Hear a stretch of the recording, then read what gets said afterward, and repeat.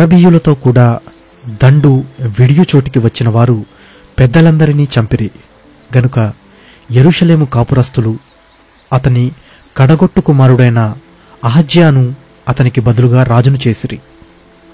ఈ ప్రకారము యూదా రాజగు యెహోరాము కుమారుడైన అహజ్యా రాజ్యము పొందెను. అహజ్యా ఏలనారంభించినప్పుడు 42 వాడై యెరూషలేములో 1 సంవత్సరము ఏలెను.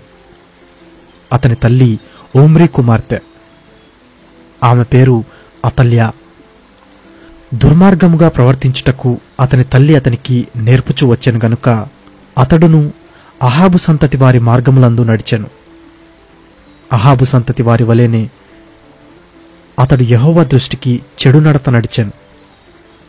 అతని తండ్రి మరణమైన తరువాత వారు అతనికి ఆలోచనకర్తలై అతని నాశనమునకు కాకులైరి.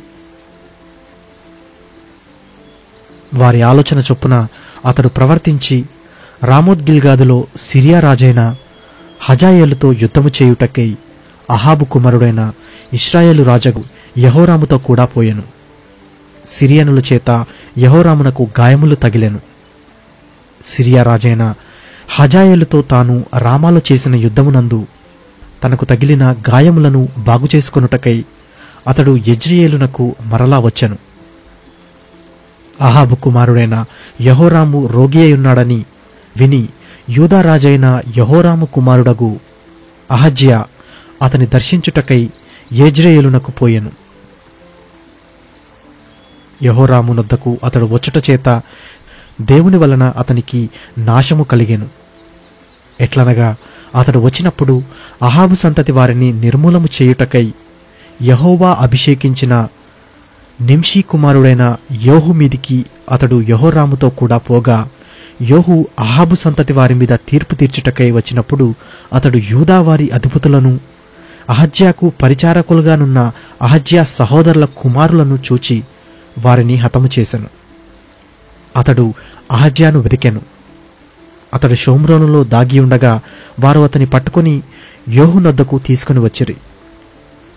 వారు అతని చంపిన తరువాత అతడు యెహోవాను హృదయపూర్వకముగా వెదకిన యెహోషాపాతు కుమారుడు గదా అనుకొని అతని పాతిపెట్టిరి. కాగా రాజ్యమేలుటకు అహజ్యా ఇంటివారు ఇక నెవరునూ లేకపోయిరి.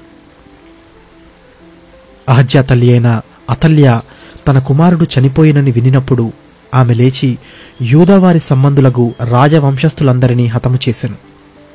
అయితే రాజునకు కుమార్తె అయిన అహోషబాతు అహజ్యా కుమారుడైన యోవాషును హతులై రాజకుమారులలో నుండి దొంగిలించి అతనిని అతని దాదిని ఒక పడకటింటిలో ఉంచెను.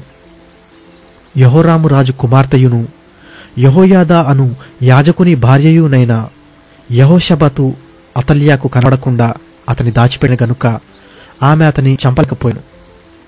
ఈ యెహోషబతు అహజ్యాకు సహోదరి. 6 సంవత్సరములు అతడు వారితో కూడా దేవుని మందిరములో దాచబడి ఉండెను. ఆ కాలమున అతల్యా దేశమును పాలించెను.